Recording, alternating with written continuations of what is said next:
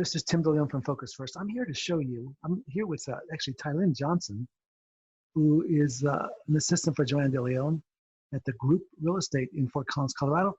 And basically, she's a big fan of Focus First and also a fan of MoxieWorks. And so she's going to basically show you how she uses MoxieWorks as a presentation format and actually integrates the Focus First graphs into MoxieWorks. Here's her presentation right here. And Tylyn, I'll just turn it over to you and kind of have you walk through the presentation. And then if you could show us how you integrate Focus First graphs with MoxieWorks. Of course. Okay, so usually, most of the time when creating a CMA, you'll have some title pages and things that you particularly like to use. These are we've created a template in here, which I will walk through here in just a moment. But to go through everything, I have my title pages in here as a template. You can see, these are pages that we just like to show our clients when we're going through a CMA, just kind of about their home. This is some of their property information. A lot of this you can pull from MLS numbers. Some of it you do have to type in, or you could always put an MLS sheet in on this page as well. So we go down, of course, we always have the appreciation graph. And then here's some pages that I put in. So this is from, I've already created this in the Focus First system, and I've created a PDF, and now I've uploaded it into Moxie so that you can see it on this presentation system. So we have our odds of selling, our time to sell, our buying pattern. And then we have, I use this from Moxie. Again, you can use the Focus First pages, or you can use these. You have to go in individually and add each of the listings. But by doing that, these are interactive, so people can click on them because you can send, as you know, you can send this as a link for them to look at the presentation. So they can go in and actually look at some photos, a little bit more information on each of the comparable properties. Awesome. And then we also have our map. So this is all of our sold properties. Again, I use the interactive Moxie version of this. So that way you could kind of see the map that we use to pull the comps from. And then each of these, again, are interactive for them to go into. And then, of course, the scattergram. And then we go into our pond. Great, and then just to make sure people know, we'll have a link to this presentation, so you can basically be able to click on the link and see this presentation for yourself.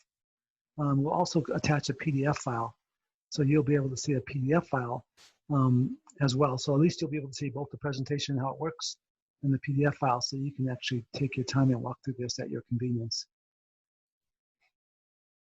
Okay, this is great. Now, of course, most companies their company will have their template file created for them, so they'll just integrate into their template. Kind of create a new one. Awesome, great. Create a new one and show us how you actually integrate that. Of course. So going in to create a new one. Again, here's my template pages. I'll show you how to actually add the template, but once you do, they'll all show up here. Your brokerage might have some templates that they provided as well, so you can use whatever you're comfortable with. So we're going to just use one that we have already put in there. Okay, so this is the page that I was talking about, to where you can put the subject property information in. Here's where you can put your MLS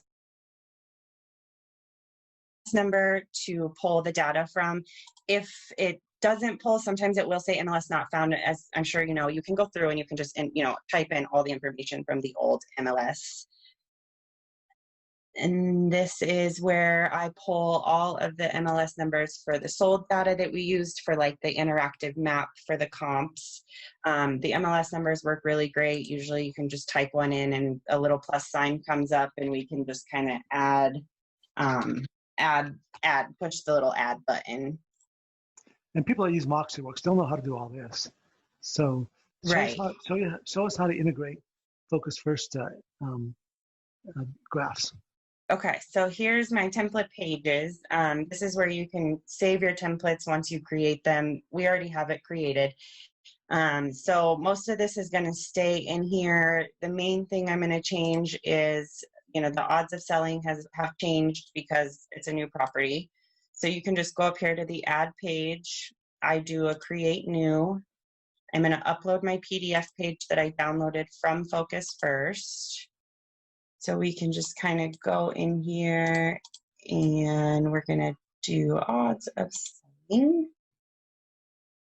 And I'm just going to upload that. I usually change my pages into a landscape just because that's the way our CMA flows. You'll see here you can do landscape or portrait. So here's my page. You can come in here. We can rename it if we want to, because in the presentation form up at the top, you can see it. So we like to make it actual title. I'm just going to save it, and I'm going to move it down to the part in my template that I want, and I'm going to delete the old one. Okay, just a second. So what you got here, basically, if I look at your template is mostly just kind of identify where pages should go. And then when you add Focus First graphs, you click on Add Page, import the PDF file, and then of course once you import the PDF file, you create a new page, and then you move the new page down to where it belongs based on where you have the kind of the reference down below, and then you delete the previous page that was a template. Correct. Okay, that's cool. So you don't actually, you don't have to, there's no copy and paste, you just add the PDF file exactly as is. Yep. That's awesome. Cool. Great. Yeah, I mean, that's pretty much it, honestly. I mean, most of these pages will stay the same, and you add in your comps, and then you just add in your pages that you save, your PDFs that you save from Focus First. And your comps, did you get your comps from Focus First, basically? Correct. Yeah, they're the same comps. That's why I use the MLS numbers, since those are the comps that are in my scattergrams. I like to make sure that they match. Okay, perfect. Awesome. Well, that makes it sound pretty easy. Yeah. Okay. All right, great. Well, great. Thank you, Tylyn. I appreciate this. Of course. Absolutely.